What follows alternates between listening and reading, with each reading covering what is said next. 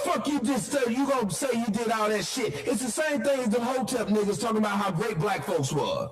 Black folks was terrific, and now they're at the bottom of the damn rung? That's embarrassing to say.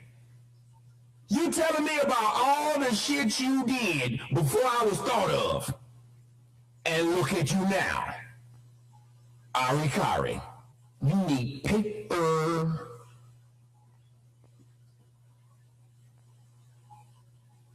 So this nigga want to ask for donations. That's what's funny to me. I'm going to keep saying it. You watch how this nigga manage his own money. And he asks y'all to give him some money. And nobody thinks this is odd. This is why everything that black folks do looks like a complete scam. Everything that black folks do looks like a complete scam. You got a nigga that cannot manage his own money. Ask you for some of your money to manage the money that you give him. That don't make sense. No white person in his right mind would give that man with that background any money. They just wouldn't. They would say, you got to at least lie to me better than this.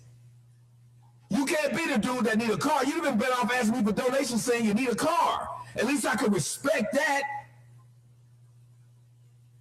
You telling me, even on this show, everybody hit hard times. I'm not talking about everybody hit hard times. I'm talking about how you sitting around gossiping with women when you should be concentrating on your shit. My son got full medical, nigga. Do y'all see what this dude was taking pride in? My son got full medical, full ride. You didn't pay for it, nigga. That's a scholarship. Your son got full medical based upon a scholarship. You even told me Jerry West helped pay for his surgery. This nigga Jerry West helped pay for his surgery. That was out of his own mouth. But you got on thing, and what that you said was my son got full medical.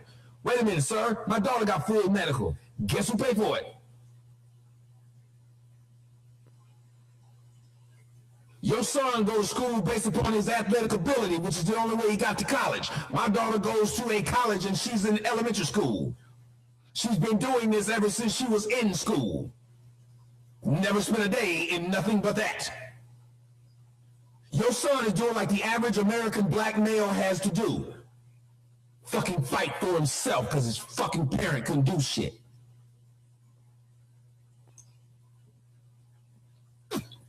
Your son had to have a damn athletic skill to do something you didn't save up money to do. Sit in the school. And you proud of that shit. You proud that your son is an athlete like you fucking Dale Curry. Nigga, you ain't Dale Curry. It ain't like he got the shit from you. You used to work for Madonna, remember? You worked for BET, you didn't ball.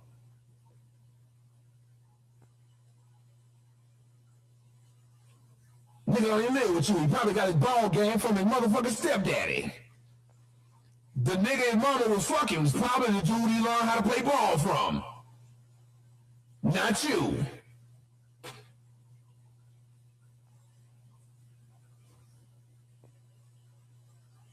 But you got these grown black men doing this shit. Turner started it. Turner started it. How did I start it? What did I do? He shouldn't have took it to the internet. Wait a minute. So y'all know I never talk about Corey. I never talk about Zone. I never talk about them niggas, period. I never talk about them. So when they brought my name up on the show, that made no sense. That made no sense. That made no sense. Or Zoe tried to squash it, and you still made a video about him. Why did Zoe try to stop it? When did Zoe try to squash it? When I told this nigga what he said that was offensive, common sense was, my bad, bro. He said, no. That's just what we do. Just niggas talking shit. On my show, we talk shit. I don't see no big deal.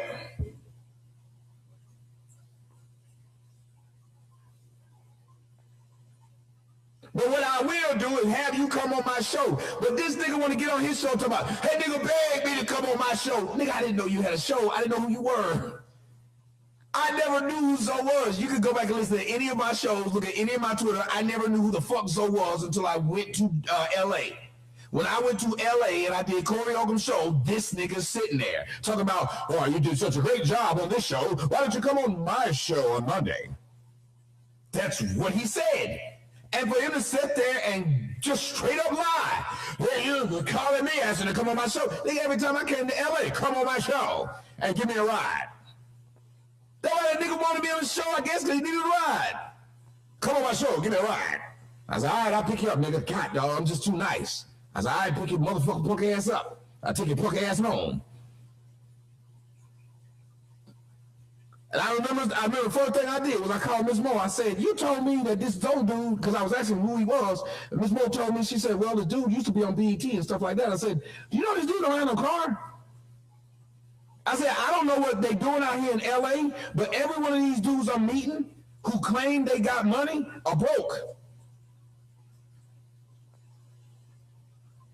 It was starting to scare me. I said, and so I guess that's how they were looking at me. I guess when I kept looking at it, I said, this is scary because everybody who's telling me they big time, they don't have anything.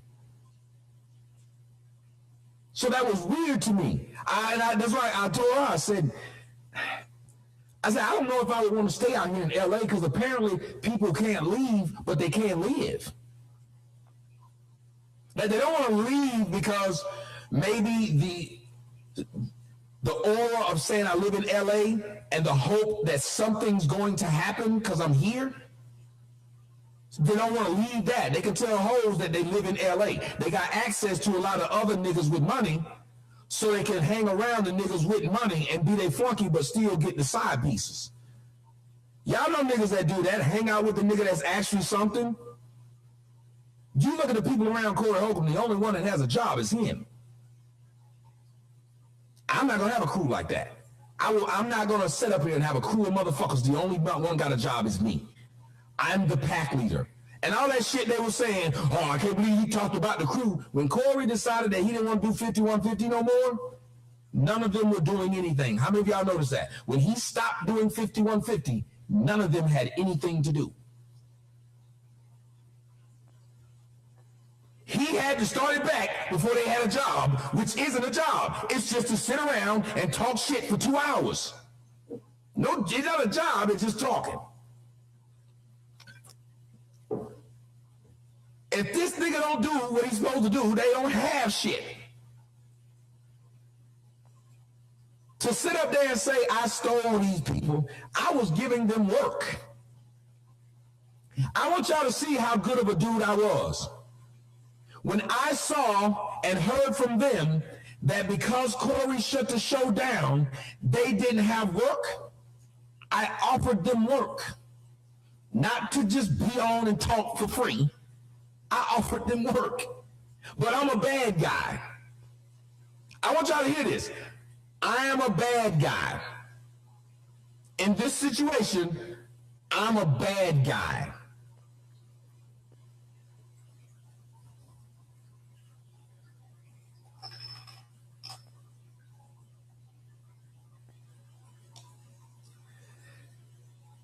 There was nothing I did wrong in this situation other than the fact that I addressed niggas who I should have never addressed.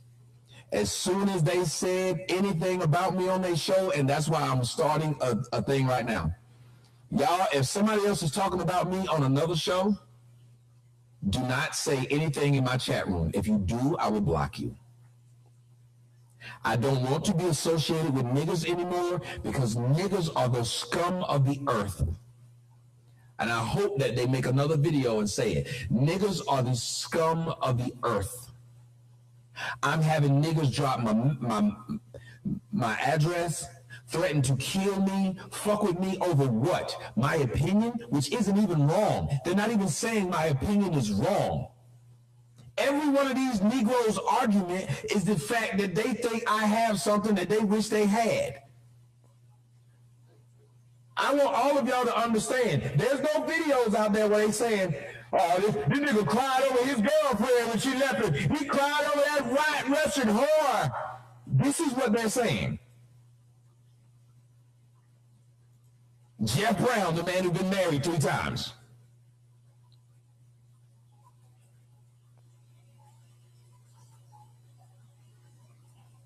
Nobody thinks this is weird that a grown man comes around and says, well, a nigga called me and said he was crying and his life was going wrong. And I'm going to say all this because, well, he said something about Zoe, and I don't like that.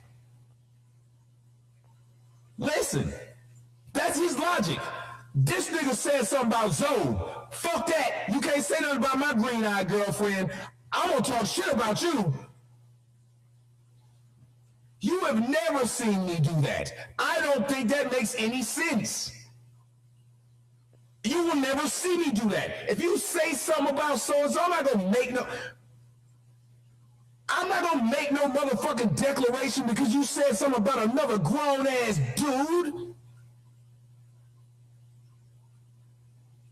You said something about a grown-ass, y'all are in mutual combat. You said something about him, he said something about you. I just sit back and watch. How many of y'all remember the old days when two dudes fought, even if they was in the same group? Everybody stood back and let them fight it out because typically what would happen is one of them really didn't want to fight like that. How many of y'all noticed the fight didn't really kick off if everybody moved back and let them two fight? What they would do? The little walk around, y'all remember that? Hit me, nigga. You hear me, nigga? Hit me, nigga. Come on, hit me, nigga. Motherfuckers ain't trying to fight like that because ain't nobody gonna jump in. Y'all, whatever happens, y'all gonna fight. That's it. Niggas walking around like they motherfucking Mufasa and shit. In the circle of life, and it rules us all. That's how these motherfuckers walk around.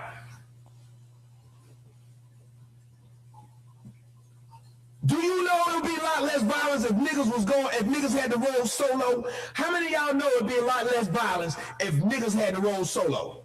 Niggas are the biggest cowards on the planet. Black men are the biggest cowards on the planet.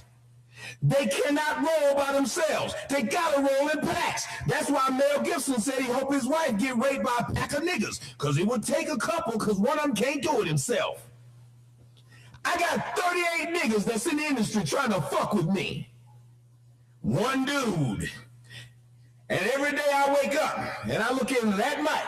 I'm talking this mic and I look at that camera or any other camera I have, and it's my motherfucking self, solo dolo. When I come into your punk ass city, when I'm in LA, when I'm in Inglewood, nigga, when I'm on your block, I ain't got a group of niggas with me. I'm by my motherfucking self. When I go to Inglewood, Chicago, when I go to South Side of Chicago, North Side of Chicago, nigga, if you were that damn bad, you knew I was fake. When I was showed up with my camera at your place, all them damn time I was in Chicago, nigga, you could have had your folks show up and do something. Weak nut, but you didn't.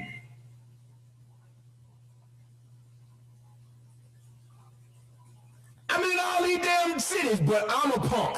You never see them alone. I'm always alone. Motherfuckers know every address I live in. They put it out in the street. I'm still by myself. Funny, isn't it? But I'm the punk. I didn't need the green-eyed bandit and the fucking curly-haired midget to sit there and go off on somebody. Did I need that?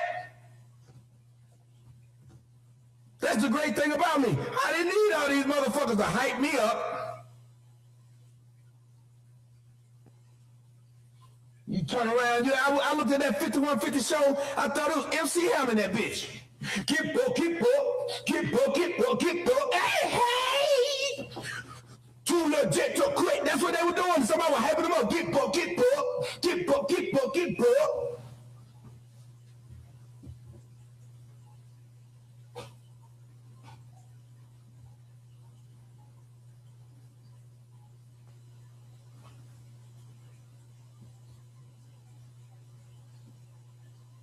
Things out of their mind.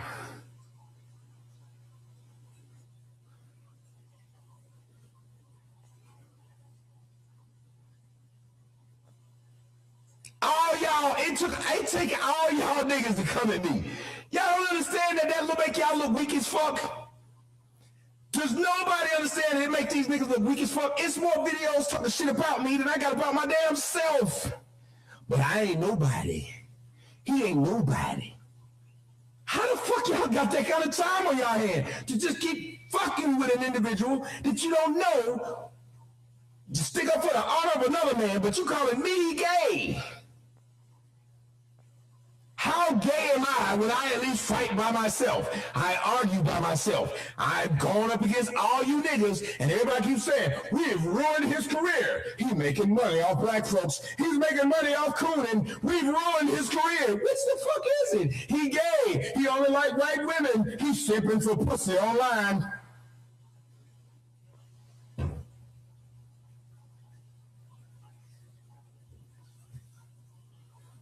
He crying over a white bitch because she left him. He want dick.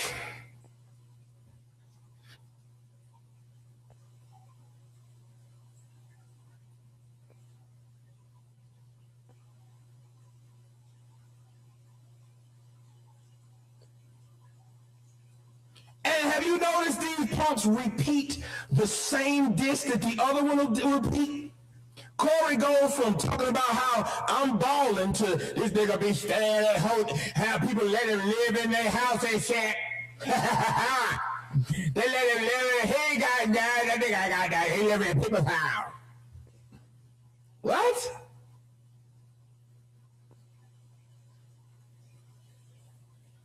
And he stole $30,000. He stole $30,000 of people's money doing the internet scams. Internet scams.